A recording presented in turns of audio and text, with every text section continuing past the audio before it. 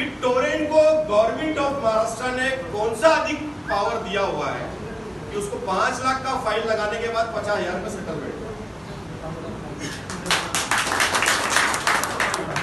किसी का 2.5 लाख में, किसी का 2 लाख में।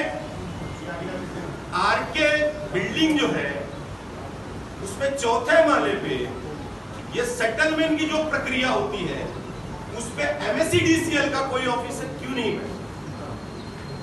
एमएससीडीसीएल का भिवंडी शहर में नोडल ऑफिसर क्यों नहीं? हर केस के निवारण के लिए भांडू क्यों जाना पड़ता? यह हमारी लड़ाई के मूल मुद्दे होना चाहिए। समस्या यहाँ की तो सॉल्यूशन भी यही निकलना चाहिए। अगर हम सबका ये मकसद है कि टोरेंट पावर लिमिटेड की प्रताड़ना को भिवंडी शहर से खत्म करना है, तो अपनी अपनी जो भी वकार बका है, हमारी जो लीडरशिप है, उसको खत्म करते हुए, भिवंडी शहर से प्रेम जगाते हुए एक छोटा कार्यकर्ता बनकर हमको काम करना पड़ेगा। तो पॉसिबल हमको ये सोचना है कि टोरेंट हटे या ना हटे, टोरेंट की प्रताड़ना खत्म होनी जरूरी है। उसकी वजह यह है कि हमने देखा, सभी पॉलिटिकल पार्टी के लोग हैं इसलिए मैं किसी पॉलिटिकल पार्टी का नाम नहीं लूंगा, हमने देखा कि पिछले 20 सालों में 2 पॉलिटिकल पार्टी राज्य में उनका गठ सरकार में रहा। अभी नाउअडेज जो नया एनईआरसी की तरफ से, महाराष्ट्र इलेक्ट्रिसिटी रेगुलेटरी कमीशन की तरफ से जो टैरिफ प्लान घोषित हुआ है वो राज्य सरकार ने दिया है। भाव बढ़ गया, हम सभी को बिल ज्यादा आ रहा कि नहीं आ रहा? आ रहा। अब उसमें एक चीज और मैं बताता हूं आपको कि एनईआरसी की तरफ से एक और गाइडलाइन आई कि 2 महीने का मीटर का सिक्योरिटी डिपॉजिट जमा करना है। आया कि नहीं आया? आया। जिसको नहीं है उसको आने वाले वक्त में आने वाले। उसकी वजह क्या है, एक साथ क्यों नहीं आई? महाराष्ट्र इलेक्ट्रिसिटी रेगुलेटरी कमीशन अधिनियम 2005 उसमें फेरबदल करके 2021 में जब महाविकास आघाड़ी की सरकार थी उसमें फेरबदल किया गया और जो मीटर है उस पे डबल सिक्योरिटी डिपॉजिट लेने का निश्चित किया गया।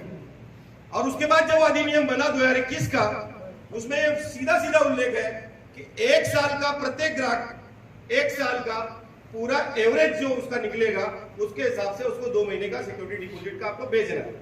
तो यही वजह है कि मुझे आ चुका है, आपको हो सकता नहीं आया हो क्योंकि आपका 1 साल कंप्लीट नहीं हुआ।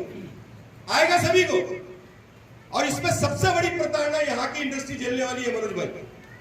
हम सभी जिससे रोजी रोटी कमाते हैं, इस शहर की जो इंडस्ट्री है, पावर इंडस्ट्री और मोती उद्योग, ये इंडस्ट्री आने वाले वक्त में बहुत बड़े खसारे में जाने वाली है। मैं खुद पावर इंडस्ट्री बिलोंग करता हूँ।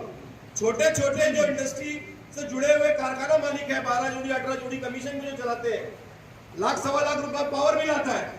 अब सिक्योरिटी डिपॉजिट के रूप में उसको 2 महीने का जब सिक्योरिटी डिपॉजिट जमा करना होगा तो 2-2.5 लाख रुपया उसको जमा करना होगा। बेचारा कहां से जमा करेगा? यकीनन टोरेंट की प्रताड़ना है, लेकिन सरकार ने जो रोल अदा करना चाहिए उसको मनवाने के लिए हमें काम करना चाहिए। यकीनन मनोज गुलवी साहब जो कह रहे थे, हमारा जो भी पत्र व्यवहार है वो सरकार से होना चाहिए, क्योंकि सरकार अगर चाहे तो ये मसला हल हो सकता है।